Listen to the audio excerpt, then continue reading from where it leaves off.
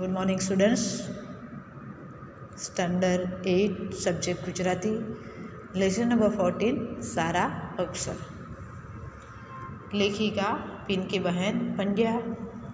परिचय देखेंगे। पिंकी बहन पंड्या नो जन्म अमदावाद में थयो छे।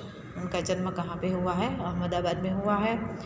तेओ अमदावादनी कॉलेज में अध्यापिका है और कॉलेज में वो अध्यापिका मतलब कि लेक्चरर की नौकरी करे छे।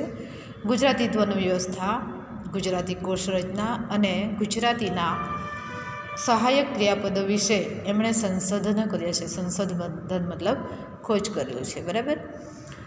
जेने गुजरात साहित्य परिषद तथा गुजरात साहित्य अकादमी तरफथी पुरस्कारवामां आव्या छे। तो ये हुआ उनका साहित्यिक परिचय।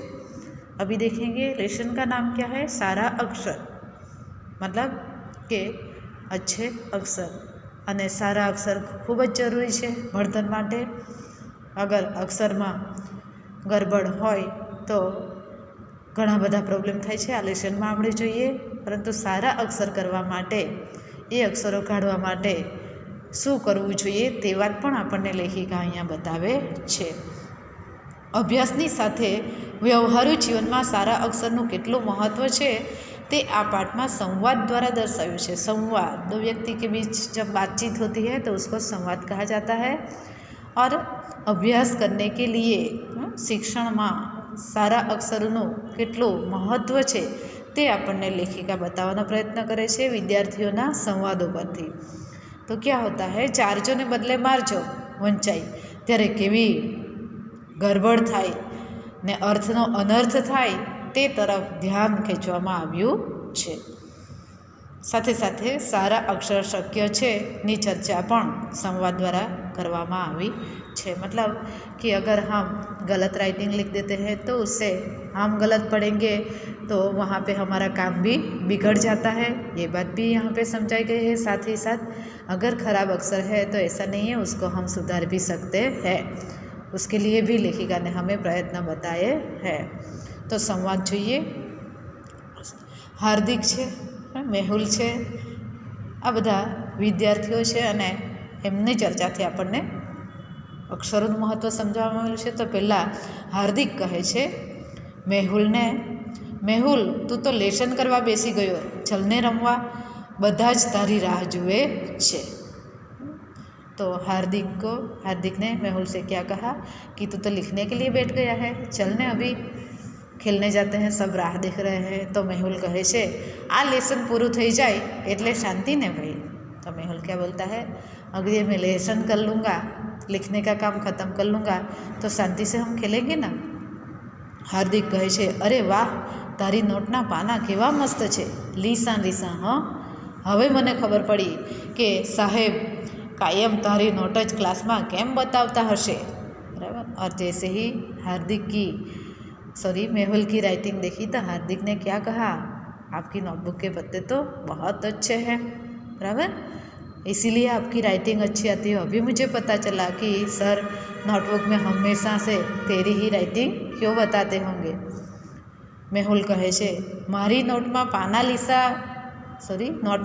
લીસા छे एटले कहीं साहेब क्लास में नहीं बतावता, पण मारा अक्षर सारा छे अने नोट में हूँ छेकछाक नहीं करतो ने एटले साहेब बधाने बतावे छे। तो मेहुल ने क्या कहा कि ऐसा नहीं है कि मेरे नोटबुक के जो पत्ते हैं वो ही अच्छे हैं इसके लिए मेरी राइटिंग अच्छी है। सच में तो मेरी राइटिंग अच्छी है और स्वच्छ क्लीन है, मैं कभी भी छेकछाक करता नहीं हूँ, इसके लिए साहब सर को बता रहे हैं।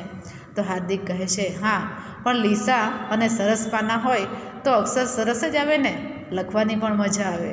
तो हार्दिक क्या बोलता है? हाँ ठीक है, लेकिन नोटबुक के अगर पत्ते अच्छे हैं, बराबर, तो उसमें लिखने की मजा भी आएगी और राइटिंग भी अच्छी ही आएगी ना। तो मेहुल कहे छे લીસા पाना होय एटले सरस अक्षर सरस आवे एवुं ना होय। मेहुल समझाता है कि ये तेरी समझ अच्छी नहीं है, ऐसा नहीं है कि नोटबुक अच्छी है तो राइटिंग ही अच्छी निकलेगी। तो सोनल कहे छे अरे हार्दिक, तने आ मेहुल ने बोलावा मोकल्यो अने तू ज अहीं बेसी पड्यो, बधा भिल्लू पण नक्की थई गया छे, बधा तमारी वाट जुए छे, बराबर। और उतने में तो कौन आ जाता है, वहाँ पे सोनल आ जाती है और हार्दिक को बोलती है कि तुझे तो मेहुल को बुलाने के लिए भेजा था, लेकिन तू तो यहाँ पे बैठ गया, सब राह देख रहे हैं खेलने के लिए, चलो। तो मेहुल कहे છે, જોને સોનુ તું જ કહે ને, મારી આ વાત સમજતો નથી, हाँ मारी बात समझतो नहीं। तो क्या कहता है मेहुल सोनल से कि सोनू अभी तू ही तो बता इसको, मेरी बात ये समझता नहीं है। तो सोनल कहे છે કેમ શું થયું? सोनल कहती है कि क्यों, क्या हुआ? मेहुल कहे છે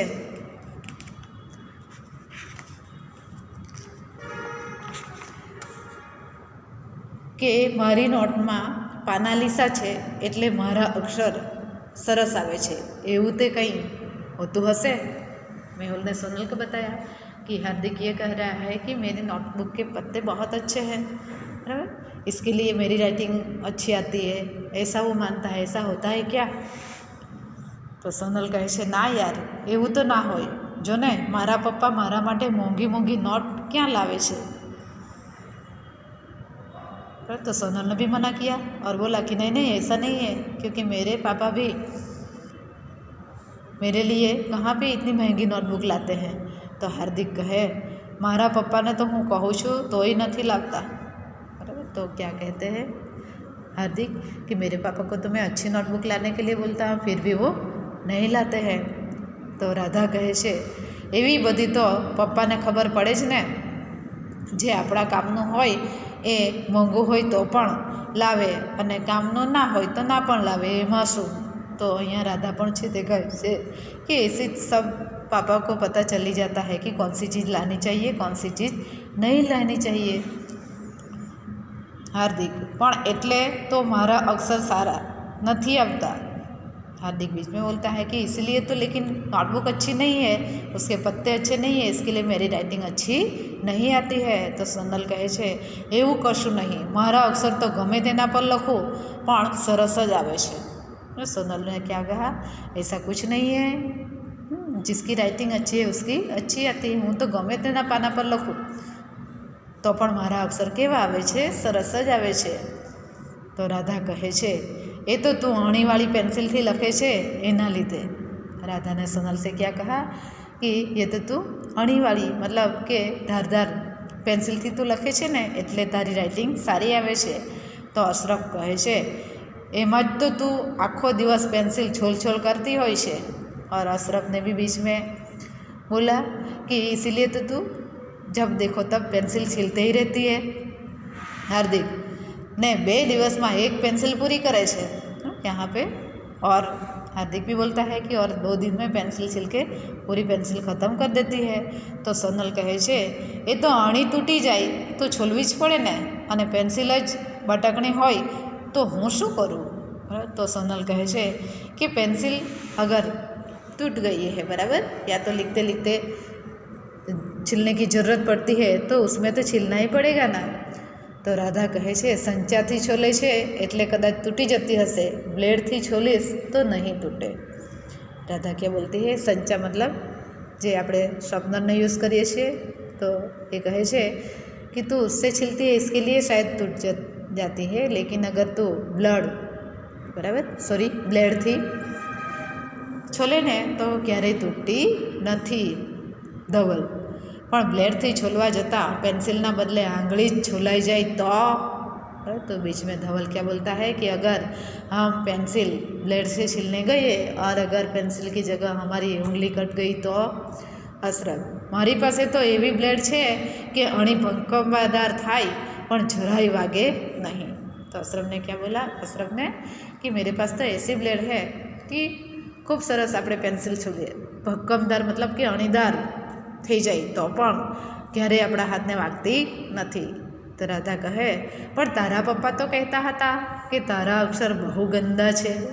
राधा ने बीच में क्या कहा अशरफ से, लेकिन तेरे पापा तो बोल रहे थे कि तेरे अक्षर तो बहुत ख़राब है। अशरफ अब्बू तो एम ज कहे છે कि कलम थी लखीए तो ज अक्षर सरस आवे। तो उसने क्या बोला कि मेरे अब्बू तो हमेशा यही कहते हैं कि अगर कलम से लिखेंगे तो ही राइटिंग अच्छी आएगी। तो मेहुल प्रश्न करे છે आ कलम वળી શું છે, ये कलम क्या है? तो અશરફ એને સમજાવે છે. उसको समझाते हुए बोलता है कि एक जातनी पेन ज कहवाय. कलम क्या है? एक तरह से देखा जाए तो वो पेन ही है, बॉल पेन ही है. बरू के एवा कशाकनी पेन्सिल जेटली लाकड़ीने આગળથી तिरछी छोलीने एनाथी लखवानुं. बरू एक घास का नाम है, बराबर, वो गन्ने के जैसा आता है. तो उसने कहा कि उसको हम छील के आगे से धारदार बनाएंगे, बराबर, अणीवाળું બનાવીએ તો એ છોલીને એમાંથી શાહીમાં બોળીને લખાય છે. તો રાધા કહે છે લાકડાથી તો કાંઈ ના લખાય. રાધા કહે છે એનાથી તો કંઈ લખાય, લાકડાથી વળી લખતા હશે કોઈ. તો ધવલ કહે છે એમાં શાही के पेंसिल रिफिल केवी रीते भराई. उसने धवल ने वापस प्रश्न किया कि अगर बरू से है, बराबर, उसको बनाई जाती है तो उसमें हम शाही मतलब इंक या तो रिफिल अगर उसमें डालना है तो किस तरह से हम डालेंगे. तो અશરફ કહે છે કલમમાં રિફિલ ના નખાય અને એમાં શાही પણ नहीं भरवानी. तो जो यहाँ पे अशरफ ने बात की है कलम, तो वो क्या कहता है कि कलम में ना तो रिफिल डाली जाती है ना उसमें इंक डाली जाती है. तो ધવલ અને હાર્દિક બંને સાથે બોલે છે. तो પછી मतलब तो क्या करते हैं उसमें અશરફ કલમને दवातमा एटले के खड़ियामां बोलवानी अने एनाथी लखवानुं. तो यहाँ पे शब्द दिया गया है दवात एटले के खड़ियो, बराबर, जो इंक पोट होता है, बराबर.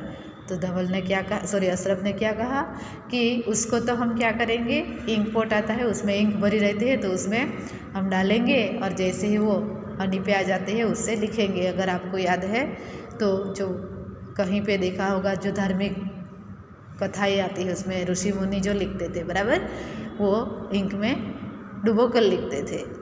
तो અહીંયા સુધી આપણે આ વિડીયોમાં જોઈએ. આગળનો લેસન છે તે નેક્સ્ટ વિડીયોમાં જોઈશું. Okay students.